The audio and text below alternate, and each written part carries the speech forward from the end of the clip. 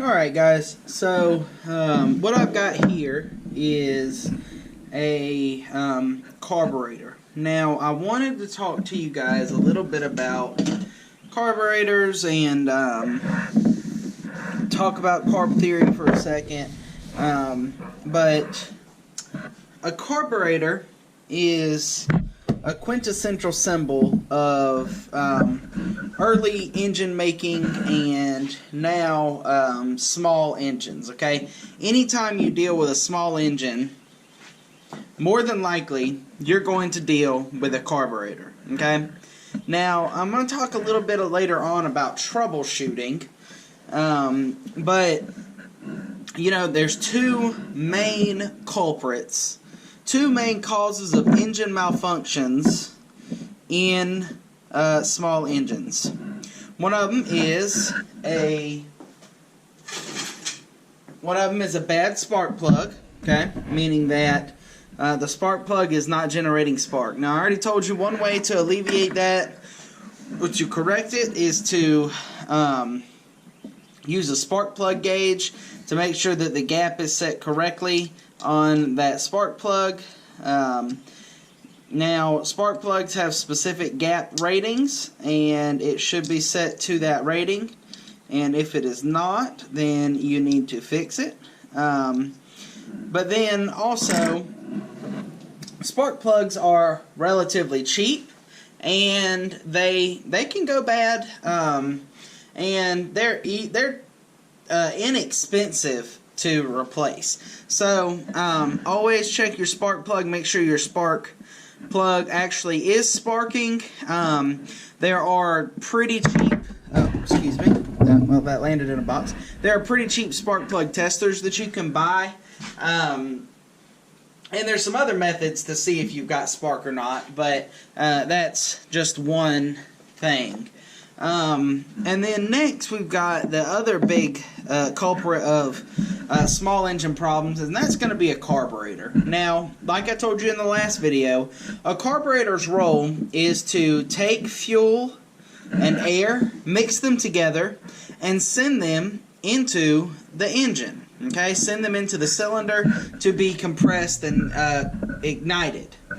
So that's what a carburetor does. Now, the way it does that is it takes in gas from the float bowl and or from the gas tank. It takes in gas through this gas nozzle right here and fills up this float bowl and takes in air, and it uses something called the Venturi effect. And it also uses just what a lot of engineers refer to as carb theory. Now, that gets incredibly complicated, so we're really not going to worry about that, because as far as application goes, carbs are pretty basic. We don't design them, so we don't have to really worry about carb theory, but we can just look at these and be able to tell some differences. Okay, now carburetors, you won't be able to see it, but if you ever get your hands on a carburetor, they are full of dozens of tiny little holes. Okay, tons of tiny little holes all over the carburetor and inside the carburetor. Okay, now the other thing that's important to note about carburetors is that's where your throttle's connected to. Okay, this right here is the throttle. This is what controls the RPMs, or the speed at which your engine is operating. That carburetor is what regulates, this carburetor is what regulates your engine. Okay? That's why they're so important. Okay?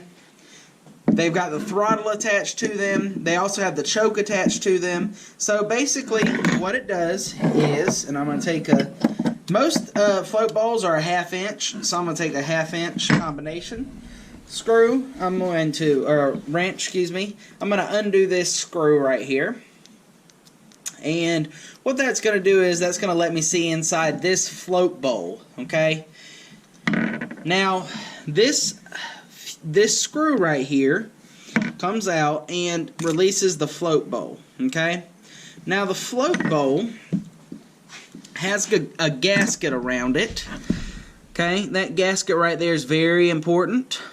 Okay, and then it also has this float device and a needle, a float needle. Okay, now what happens is this is the main jet.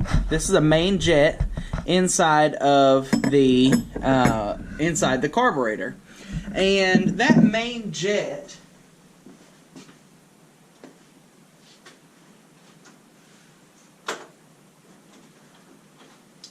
sorry, I had to get my flashlight. That main jet, if you can see inside that main jet in there, that is what is the primary supply of fuel. Okay? Now, in addition to that, we've got the float bowl here. There's a gasket sitting inside that. It's actually broken. This is an old, used carburetor. Actually, I'm not sure where that gasket came from. It's not supposed to be in there. So what we've got is we've got a pin right here, and we take that pin out and set it inside the float bowl. And this flotation device right here is attached to the float needle. Okay, and there's the float needle.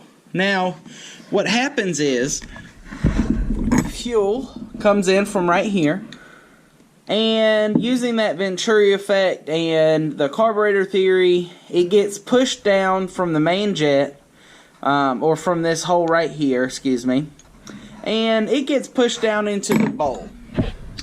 Now, what happens is that bowl is closed, sealed obviously, but that float inside is sitting there, and what happens is as the gasoline fills up, the needle plugs fuel from getting into the carburetor.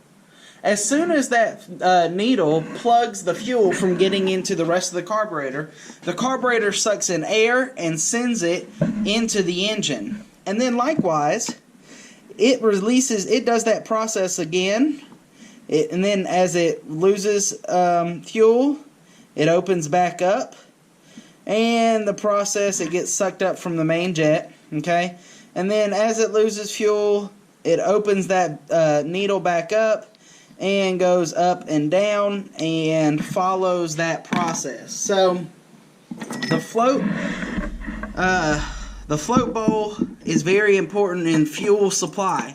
Remember, there's several things that you have to have in order to ensure that you've got adequate engine operation. One of those is fuel supply, one of them's ignition or spark, and the other one is compression. Okay, so what I would first do is check the fuel supply getting into the carburetor, and then since these carburetors are relatively cheap, your first step should be to try and clean it. Now, carburetors are very temperamental, okay? They have dozens of tiny little holes inside the carburetor. So if somehow dirt or debris gets into the carburetor from this main jet right over here, now sometimes that debris will get stuck in the float bowl and you won't have a problem, it'll just stay in the float bowl.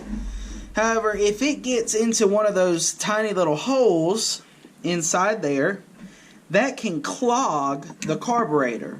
And if one little hole gets clogged, then your carburetor could be not providing adequate balanced fuel into the engine. Now, it could be starved of fuel, meaning it's not getting enough, or it could even be getting too much or an irregular amount of fuel.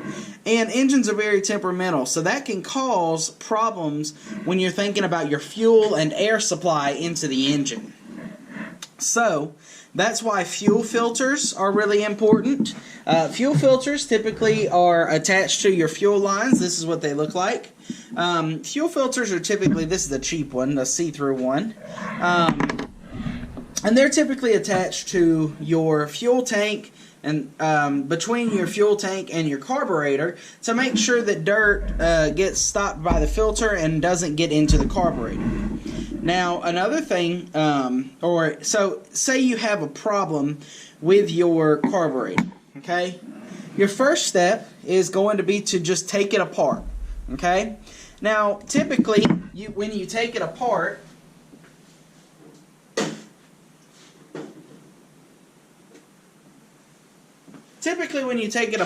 you're going to take it apart and look at your gaskets. Like this gasket right here is completely ruined. Okay, that's a bad gasket. But you can look at your different parts and see where it's dirty, how to clean it. Really what you can do is take carburetor cleaner. That's at any most gas stations or auto parts store or Lowe's or anything like that carries some carb cleaner. And you can try and clean this carburetor up and clean the insides up and spray all the holes out and everything like that. Spray the main jet out, spray the fuel line out, and really any hole you see, you want to spray that carburetor cleaner with it to try and get any one of those holes out of there. You want to clean your bowl. You want to clean your screw because there's a couple holes in that screw that help with ventilation. You want to make sure that there's nothing gunked up on your needle. And you also want to make sure that your float actually floats. Okay? And simply put it in a bowl of water and see if it's actually floating or if it's sinking down. Because if it's not floating, then it's not going to move this needle up and down and allow for fuel to get to your engine. Okay? So those are some easy steps. Preventative maintenance. Oh, excuse me. One last thing.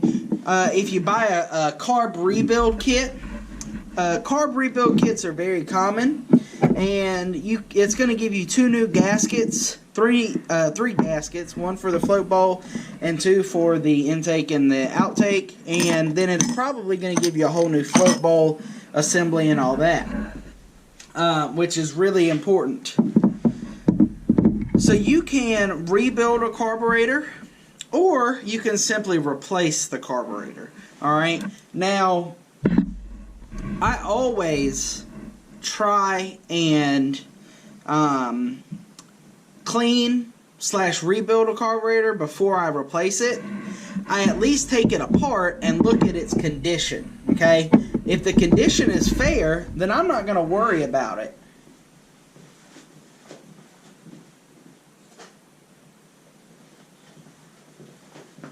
Likewise, the condition of this is fair. However, I do have a carburetor here that's quite old from the generator that I've been working on. Now, this carburetor is, well, on the outside it's very dirty, but I really don't care about the outside. What I'm looking at is the inside. And if you can see in there, it is very dirty in there. Now, that is a bad sign, okay? That's a terrible sign. If you see all that brown stuff that's all over the float bowl and the main jet and all of that, if you look at this float bowl right here, it has got a ton of stuff in it. And what that is I can tell you exactly what it is. That is somebody running ethanol fuel in it, okay? Now, ethanol is a killer for carburetors, okay? That's the #1 killer of carburetors is ethanol, okay? The second killer is dirt, dirty fuel tanks. Now, your carburetor is particular to small engines. What that means is larger engines, such as vehicles, no longer operate on a carburetor, but operate rather on a fuel injection system, okay? Now, that's more complicated than we're going to get into, but that's important to note because carburetors are really susceptible to ethanol corrosion, okay?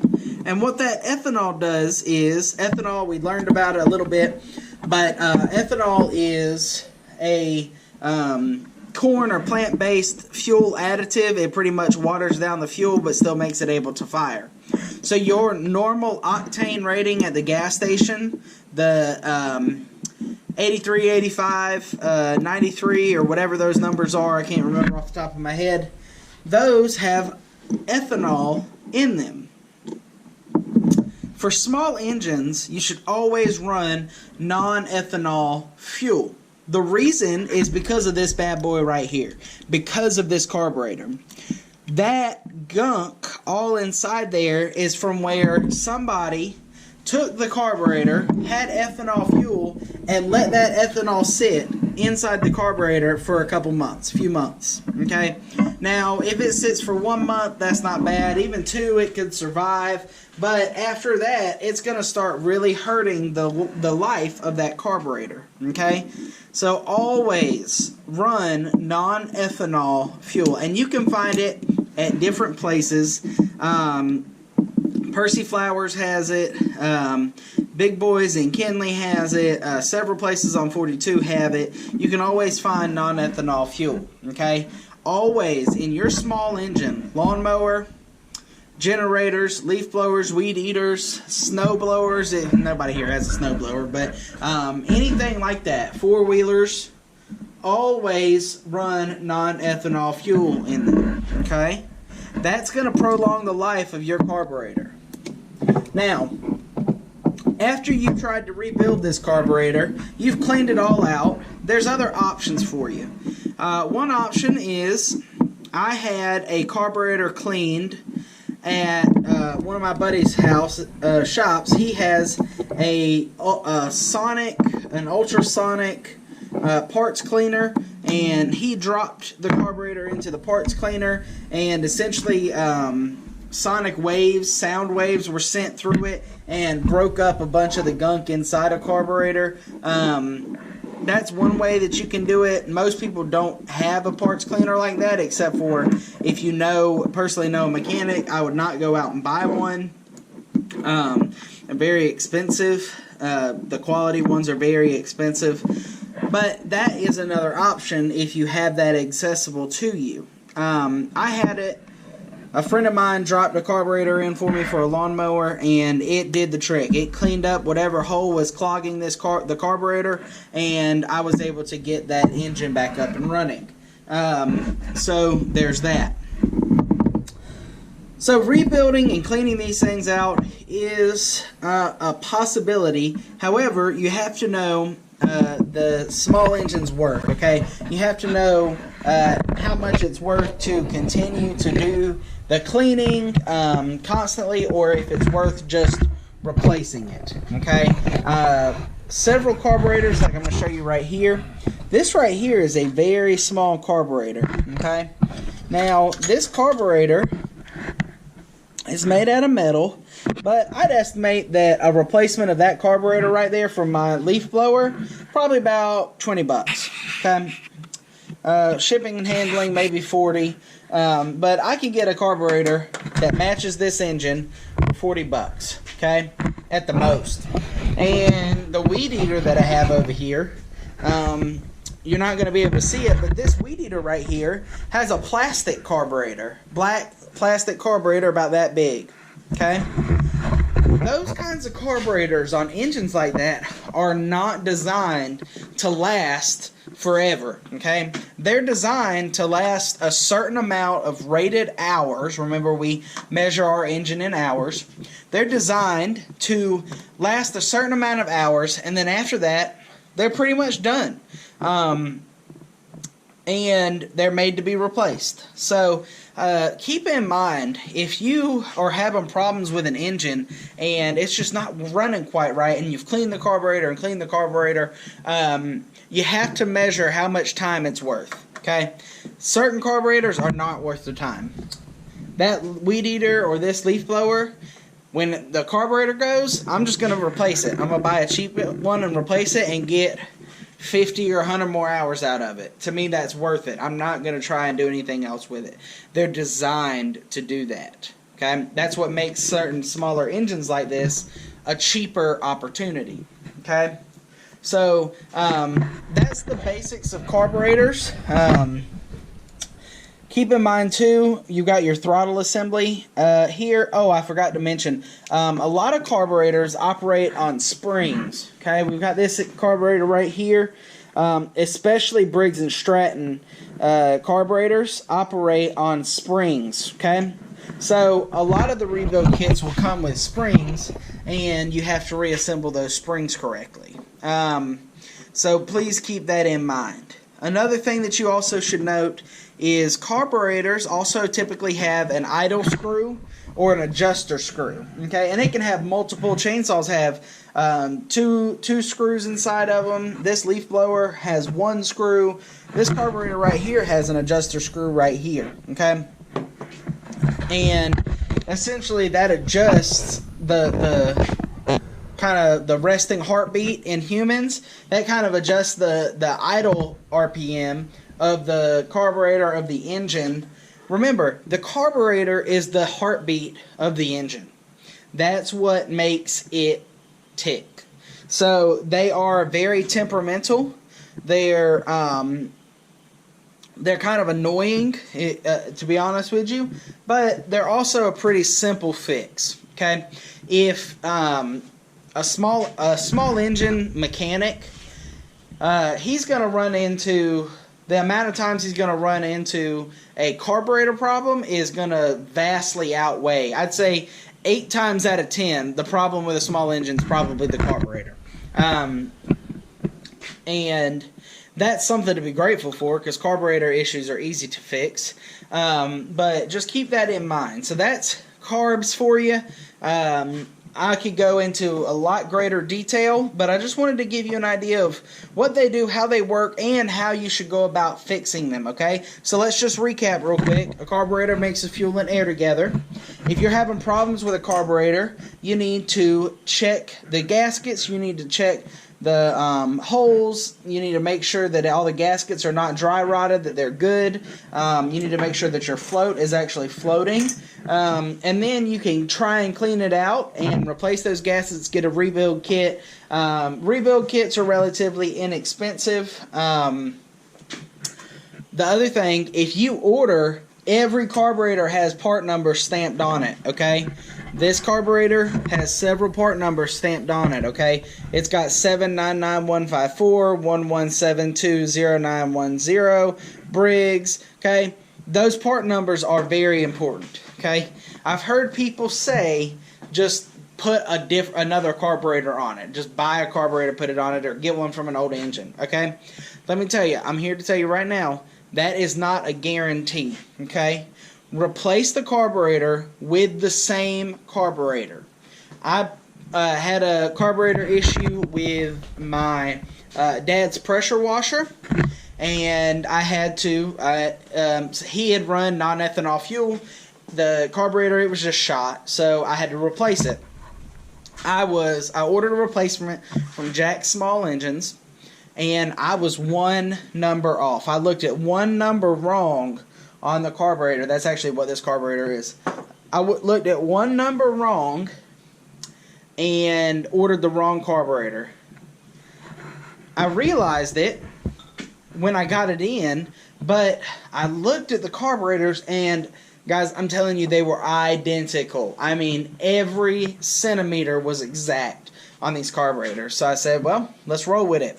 I put that carburetor on the pressure washer, fired it up, it started running great, good, we're good to go, let's keep rolling. I pressure washed for 10 minutes, started smelling gas, turned around, the engine was seizing, okay, not seizing, but it was, the engine was fluctuating, it was going up and down and up and down.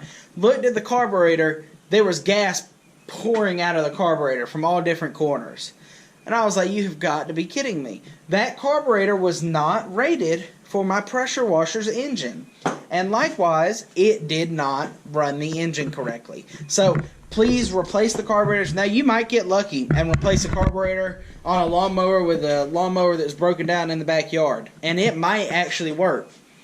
There's a possibility that it will work. However, if you can, get the correct carburetor to guarantee that it's going to work with your engine. This carburetor I still have because most carb suppliers will not let you return the carburetor if you run fuel through it, which is ironic because if you don't run fuel through it, you won't know that it won't work. So watch yourself. I was out $60 on this carburetor, $70 with shipping, because I messed up on one number and because I just said it'll probably work. So keep that in mind. Always match your parts correctly. It doesn't have to be an OEM. It'll probably be an aftermarket carburetor, but as long as the parts numbers say they match, then you're good to go. Okay? Thanks, guys.